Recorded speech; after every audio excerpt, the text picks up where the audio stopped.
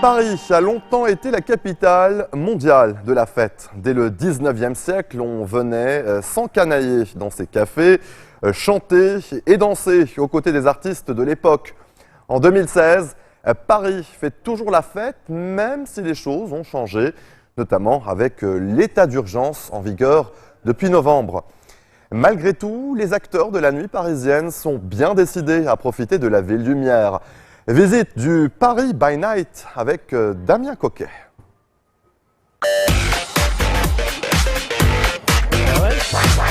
Nous sommes tout près de la place de la République, un lieu endeuillé l'an dernier par les attentats de novembre.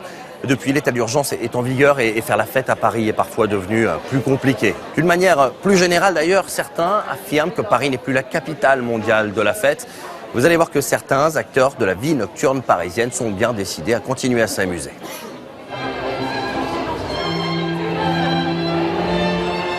Un air de Venise au XVIIIe siècle.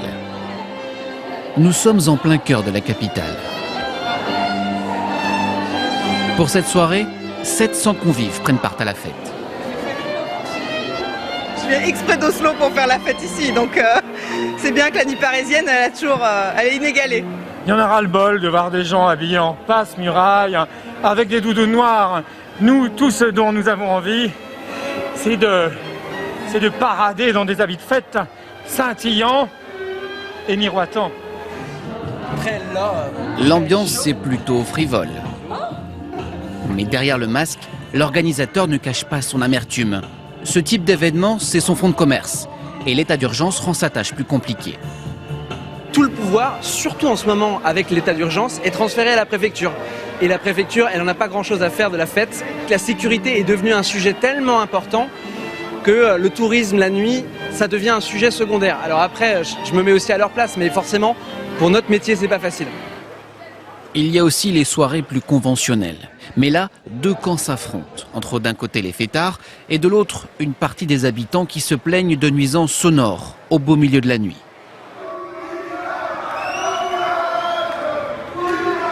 Sur ces images amateurs, des scènes de bagarres ou même de gens qui dansent en pleine rue. Un quotidien que cet habitant ne supporte plus. Moi, je dors plus, moi j'ai des cachets, j'ai des boules caisses. Là, je vais vous montrer, j'ai des boules caisses. En permanence, j'ai des cachets pour dormir. À un moment donné, pour moi, c'est difficile. Vous avez des jeunes qui arrivent et qui se saoulent la gueule et ça vomit le matin, ça vomit partout. Et ça.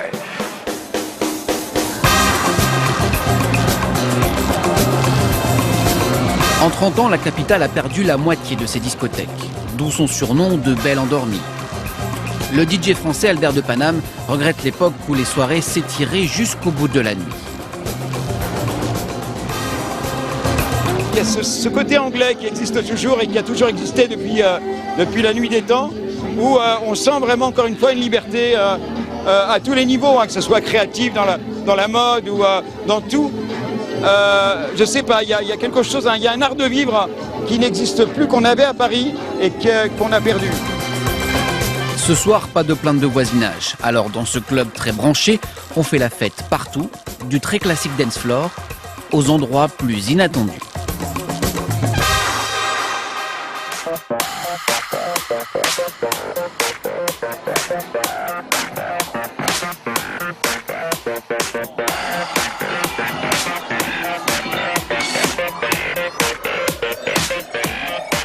Je suis à présent aux côtés d'Antoine Debec, historien et journaliste. Vous êtes entre autres l'auteur des Nuits parisiennes aux éditions du Seuil, un ouvrage dans lequel vous retracez plus de 300 ans de nuit à Paris.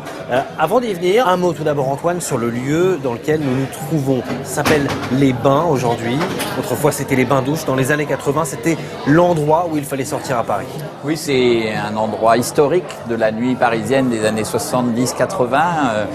C'est la période Palace. Le Palace ouvre en 78 et quelques mois plus tard ouvre ici une boîte, les bains-douches, qui reprend un vieil établissement thermal qui le rénove. C'est Stark et Rochlin qui font la décoration. il y a une histoire qui est très présente ici, et c'est un lieu où on s'est beaucoup amusé dans les années 80 et jusqu'au début des années 90. Alors certains disent qu'on s'amuse moins aujourd'hui en 2016. Dans le reportage qu'on a vu, on voit ces bars et ces discothèques qui ferment. Certains disent que le monde de la nuit est mort maintenant à Paris. Quand on lit votre livre, on comprend que ça a finalement toujours été le cas. On a toujours entendu ça et c'est cyclique.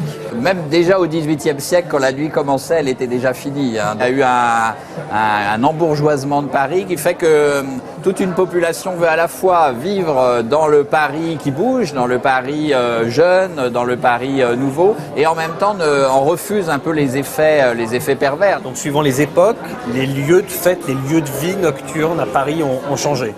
Oui, Paris a toujours été la capitale de la nuit depuis la fin du XVIIIe siècle, mais sa géographie a beaucoup changé. Ça a commencé autour du Palais Royal, puisque c'est un lieu qui échappe au roi. Qui échappe au pouvoir du roi. C'est un lieu beaucoup plus aristocratique, et donc on y retrouve tous les ingrédients qui font la nuit parisienne. D'abord le sexe, c'est le lieu de la prostitution, le jeu, les tripots. Ensuite, ça passe au Grand Boulevard. Les boulevards, c'est le lieu principal du 19e siècle où on circule comme ça de café en café. Le Montmartre est l'espace privilégié, la butte des plaisirs, comme on disait 1900. Après la Première Guerre mondiale, qui est une vraie césure, ça descend vers Montparnasse, qui est une nuit plus artiste, plus élitiste aussi, mais très très libérée, très libre. Et puis ensuite, ça continue à circuler. Et le lieu de l'après-guerre, c'est évidemment Saint-Germain-des-Prés, autour des cafés, des caves, où la jeunesse s'enivre de jazz et danse les nouvelles danses à la mode. Les Champs-Élysées accueillent la nuit des années 60, notamment les grandes discothèques. Paris invente les discothèques dans les années 50 et 60.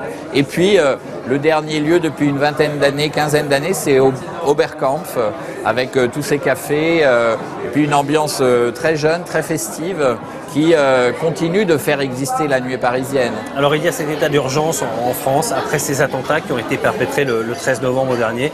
Est-ce que ces attentats ont marqué la vie parisienne, la vie nocturne parisienne? C'est sûr que les terroristes n'ont pas frappé n'importe où, ils ont vraiment ciblé le cœur de la nuit parisienne. La meilleure manière de répondre, c'est de continuer à sortir, c'est de continuer à faire la fête, et dans ces lieux particuliers qui ont été visés, et donc de faire revivre le cœur, faire revivre le Bataclan. Il y a quelque chose qui est notable dans votre livre, c'est qu'à chaque fois on fait la fête après des crises. On fait la fête après la terreur, on fait la fête après la Première Guerre mondiale, après la Seconde Guerre mondiale. Il y a toujours une rupture pour faire la fête ensuite. Absolument. Je pense que la fête, elle naît d'une angoisse, elle naît d'une peur. Et il faut surmonter la peur et l'angoisse par l'amusement, par la fête, par la sortie, par la nuit. Et c'est vrai que toute la nuit est parcourue par ces crises et par ces renouveaux, ces renaissances de la nuit.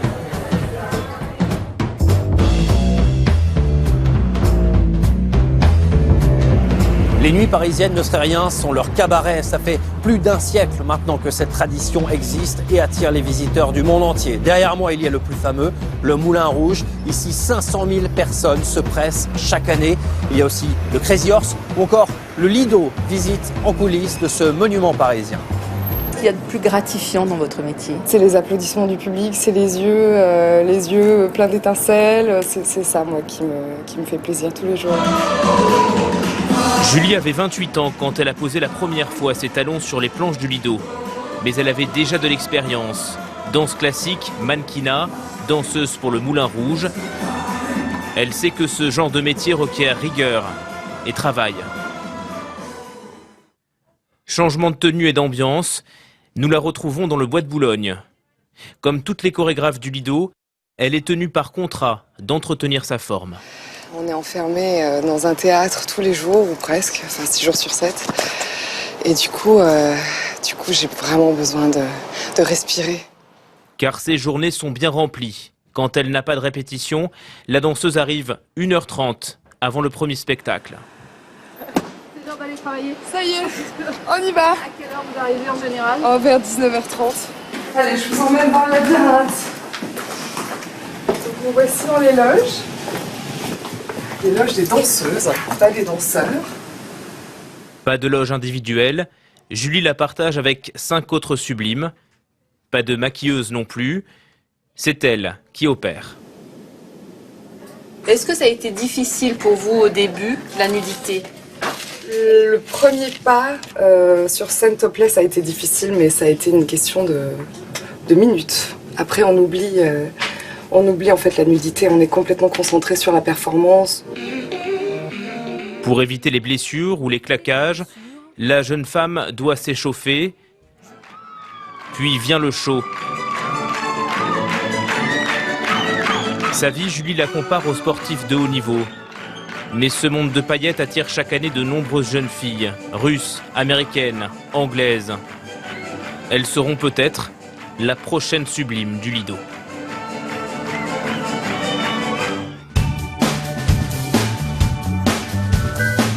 Elle aussi est incontournable à l'occasion d'une visite à Paris. C'est en 2 chevaux que nous refermons cette émission, celle de 4 roues sous un parapluie qui propose des balades de la capitale, des balades nocturnes. L'occasion de la redécouvrir sous un nouveau jour de nuit.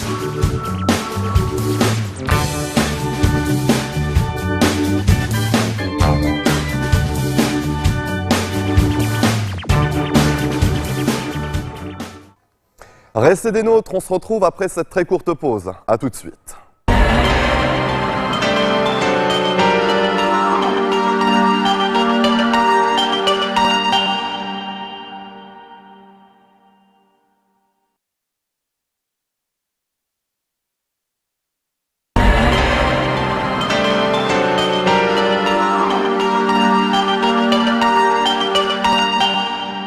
La haute couture, elle excite les esprits et les portefeuilles. Quelques maisons